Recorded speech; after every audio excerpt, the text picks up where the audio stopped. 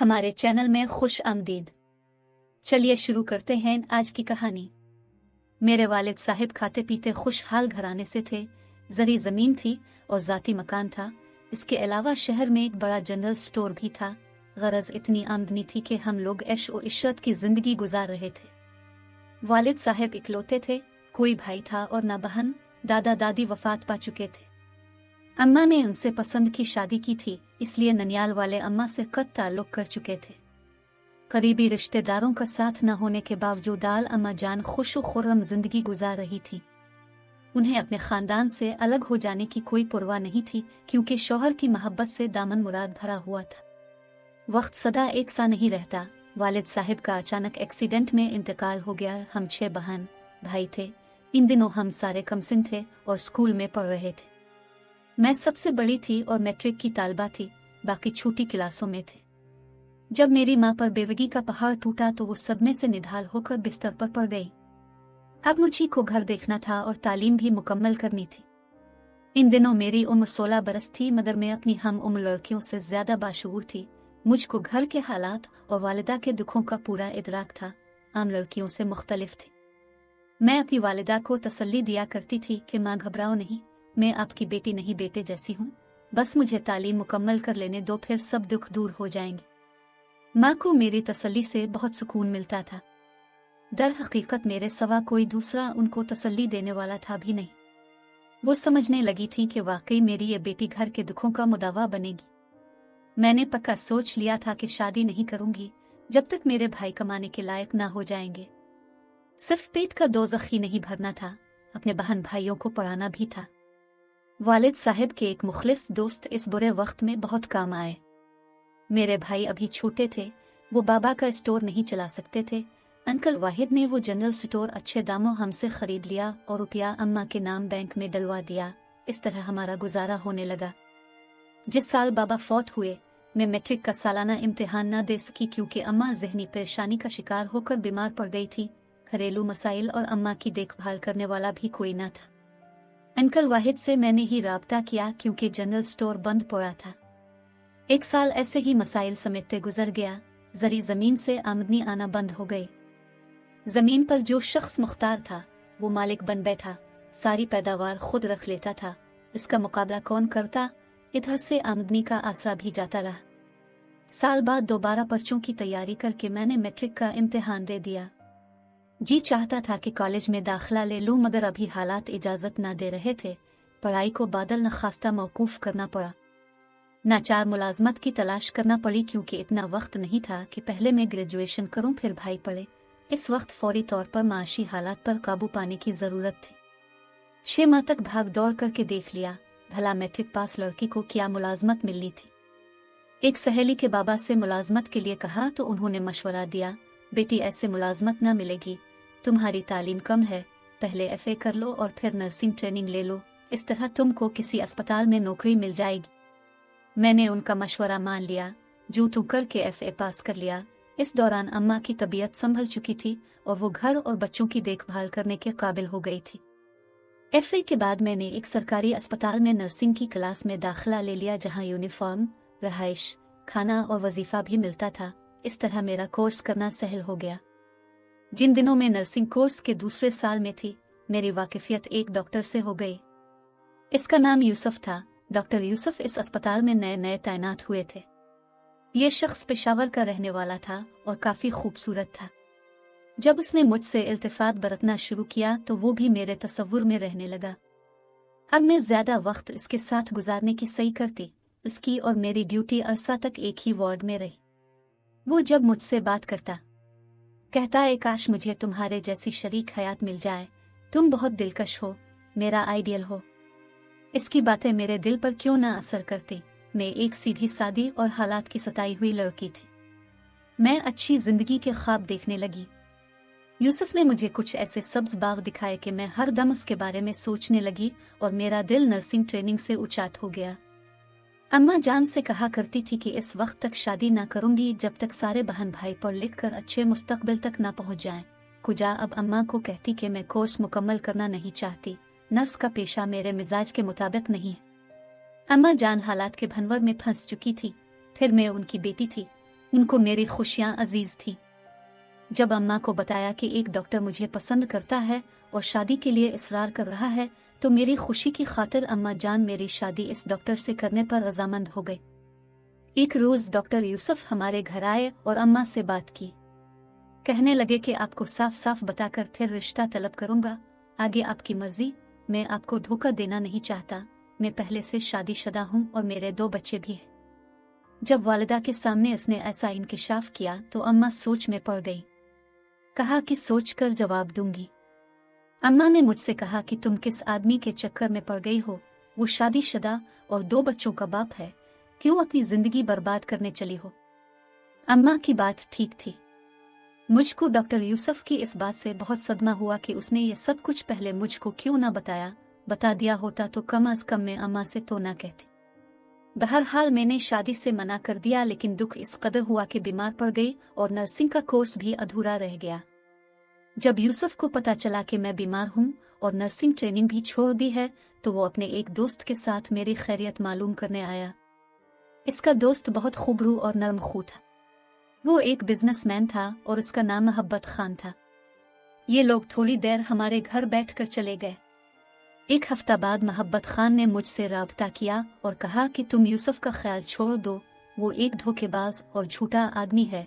तुम एक अच्छी लड़की हो, अगर चाहो तो मैं तुमसे शादी करने के लिए तैयार हूँ। तुम मेरे घर जाकर पता कर सकती हो कि मैं गैर शादीशुदा हूँ और बहुत अमीर आदमी हूँ। तुम ऐश करोगी और तुम्हारे घर वालों की भी मदद करूँगा। मैं तुम लोगों को हालात के भंवर से निकाल लूँगा। अपने लिए नहीं, लेकिन अपने घर वालों की खातिर मैंने मोहब्बत खान के बारे में सोचना शुरू कर दिया। वो दूसरी बार हमारे घर आया। मुझसे छोटी बहन 10वीं की तालबा थी, मुझसे ज्यादा खूबसूरत थी। मैं हालात की सख्तियां सहते हुए मुरझा कर रह गई थी, लेकिन अलीना किसी नौखेज फूल की तरह थी। जब मोहब्बत खान की इस पर नजर पड़ी, वो गहरी नजरों से उसे देखने लगा। मान मुझे ख्याल आया, अगर मोहब्बत खान मेरे बजाय मेरी बहन से शादी कर ले तो अच्छा होगा। इस तरह मैं अपने छोटे बहन भाइयों के लिए जिंदगी वक्फ कर दूंगी। माँ भी मेरे जाने से तन्हा नहीं होगी और छोटी बहन को एक अच्छी जिंदगी मिल जाएगी और वो मोहब्बत खान के जरिए हमारे कुंबे की मदद कर सकेगी। मैंने मोहब्बत खान की तरफ देखा। इसने जैसे मेरे जहन में आए ख्याल को पढ़ लिया। इसने मेरी वालिदा से कहा, अगर आप बड़ी बेटी का रिश्ता नहीं देना चाहती तो फिर छोटी का दे दे। इस पर मैंने फौरन उसकी हाँ में सर हिलाया। वो बोला, इस बार जब मैं आऊंगा घर वालों को साथ लाऊंगा और वो अंगूठी पहना कर जाएंगे। इसके जाने के बाद अम्मा ने मुझको डांटा कि ये तुम क्या करने लगी हो, अभी अलीना की उम्र ही क्या है, तुम्हें शादी करनी है तो कर लो। मैं हाँ कर देती हूँ, लेकिन अलीना की नहीं करूंगी, इसे मैट्रिक पास तो कर लेने दो। मैंने अम्मा को खूब समझाया, इनको बावर कराया कि मैं मोहब्बत खान से शादी नहीं कर सकती, क्योंकि इसको मेरा और डॉक्टर यूसुफ का सिलसिला मालूम है। सारी उम्र उसके जहन से ये बात ना निकलेगी।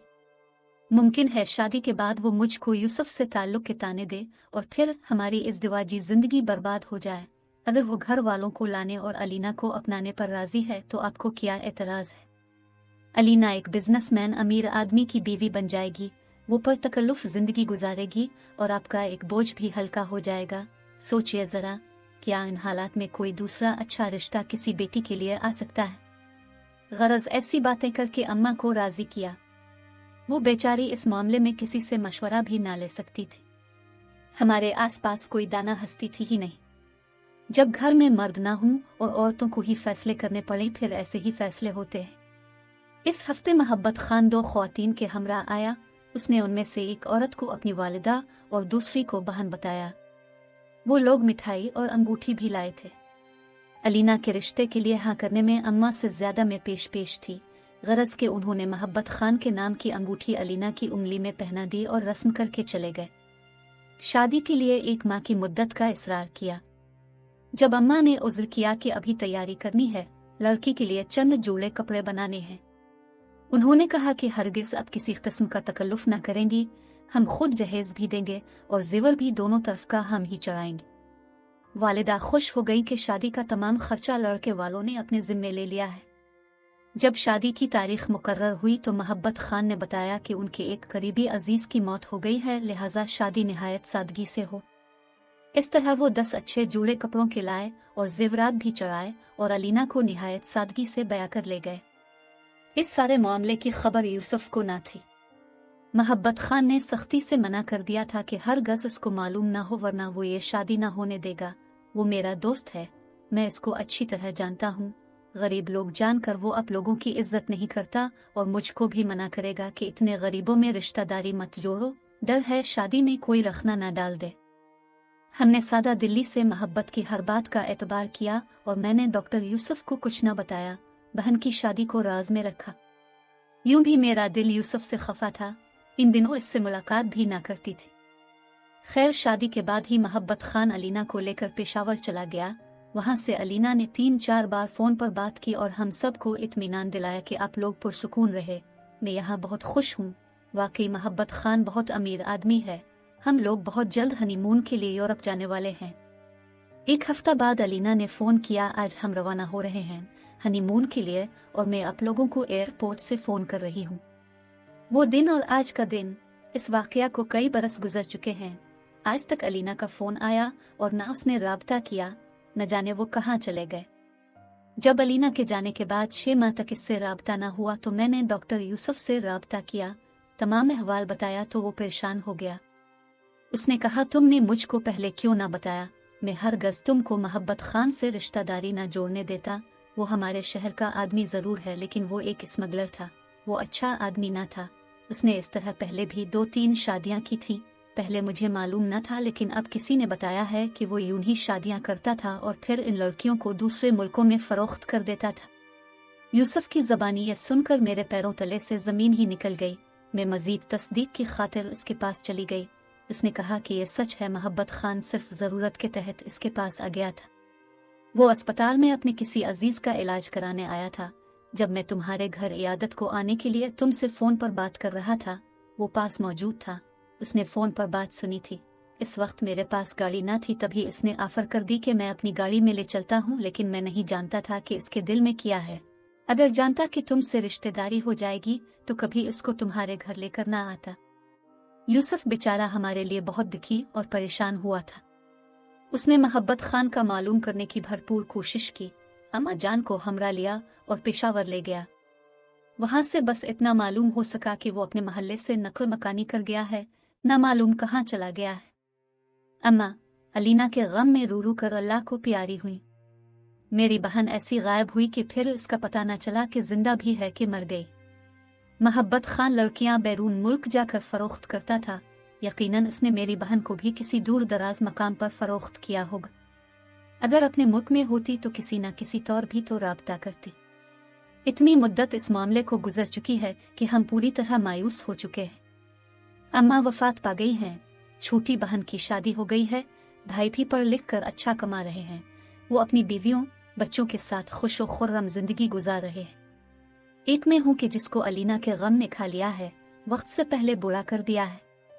अगर जानती कि मोहब्बत खान बर्दा फरोश है तो कभी अपनी मासूम बहन को इसके हवाले ना करती।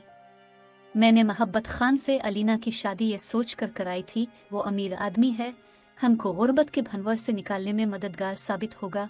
शायद मेरे भाइयों को बिजनेस करा दे। क्या खबर थी कि अलीना इस सोच पर कुर्बान हो जाएगी। सच है, बुरे हालात खुदा ही बदल सकता है, इंसानों का आसरा एक सराब होता है। नाजरीन, वीडियो अच्छी लगे तो लाइक करें, चैनल को सब्सक्राइब करें और दुआओं में याद रखें। अल्लाह हाफिज।